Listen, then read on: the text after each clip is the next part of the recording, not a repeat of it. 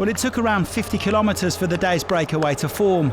Some riders still had a bit of energy in the legs, even in the third week of a Grand Tour, and 17 of them got the green light from the peloton to go up the road. Well, Visma-Lease bike had kept a close eye on the early moves, especially with their Belgian powerhouse Victor Campenaerts not starting today. Gianmarco Garofoli, who had a strong second week for T-Rex Quickstep, also withdrew with illness. The best placed rider in the breakaway was Egan Bernal, over 15 minutes down on Jonas Vingegaard.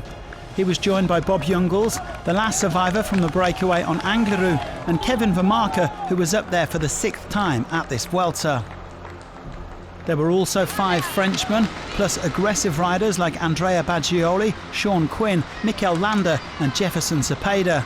And while there were no Visma riders, UAE had got Marc Soler across in their bid for an 8th stage win.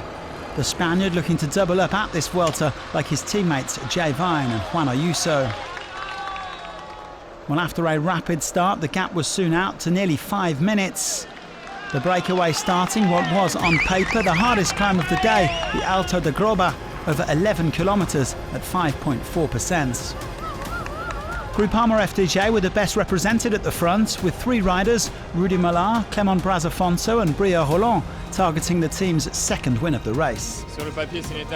On paper it's a stage that suits me and the whole team in fact, so we're very ambitious today.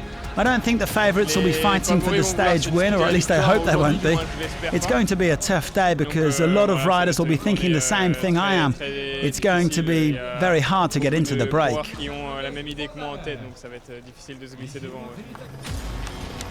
Well, by now the gap was enough to suggest that the breakaway riders would indeed be going all the way, but the group was still a bit too big for some.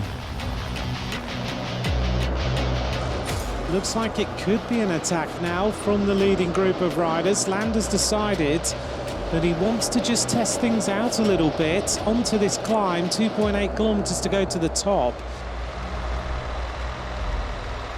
Well, Landa going on the attack as a bit of rain began to fall, and the Spaniard would be joined by 4 more riders by the time they got over the summits. Bernal, Brazafonso, Nico Denz and Bria Roland. So 5 riders now in the lead, with the peloton over 6 minutes back. The riders then embarking on a long descent towards the 3rd of the day's climb, the Alto de Prado, which came shortly after the intermediate sprints. Even if it was only a Category 2 climb, the Prado boasted some killer gradients, over 20%. Well, they proved to be too much for Nico Denz, who was dropped and soon caught by the chasing duo of Soler and Finlay Pickering. Roland was also struggling. He couldn't stay with Landa and Bernal in the final part of the climb. His teammate, though, Brazafonso, was holding on. Further back, Bahrain Victorious were pacing the peloton because Bernal was threatening Torstein Train's place in the top 10. It was quickly whittled down to a red jersey group, with Almeida isolated and others dropping back. With the front trio out of reach, Soler decided to sit up and wait for his leader Almeida so he'd have some help on the final climb, but a radio announcement changed everything. The finish is going to be with 8 kilometres to go. That's where the stage winner and the time is going to be taken for the general classification because of a protest, and so that's going to have a huge change on the road. Well, Vingegaard then had an untimely puncture, but luckily his teammate Ben Tulit was there to hand over his bike. When Brazafonso punctured at the front, though, there was no quick fix. The Frenchman losing any chance of going for the stage win, which would now be decided at the bottom of the climb, 8 kilometres from the original finish line. It would be a 2-horse race between Landa and Bernal, with Roland chasing at more than 20 seconds. The Spaniard and the Colombian gearing up for the final sprint.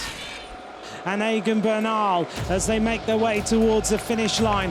Where is the line? There it is. Bernal opens up the sprint on the left-hand side as he goes for the finish. Mikel Landa in 2nd place. It's going to be Egan Bernal. Egan Bernal comes back in La Vuelta. Bernal taking his first World Tour victory since 2021 when he triumphed overall at the Giro d'Italia. A big moment for the Colombian, who also won his national road and time trial titles at the start of the year.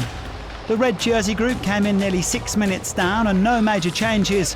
Vingegaard still leads Almeida by 48 seconds with Giulio Pellizzari up to 5th. There'll no doubt be bigger gaps tomorrow on the Alto de El Moradero. Join us for that on Wednesday, and thanks for watching.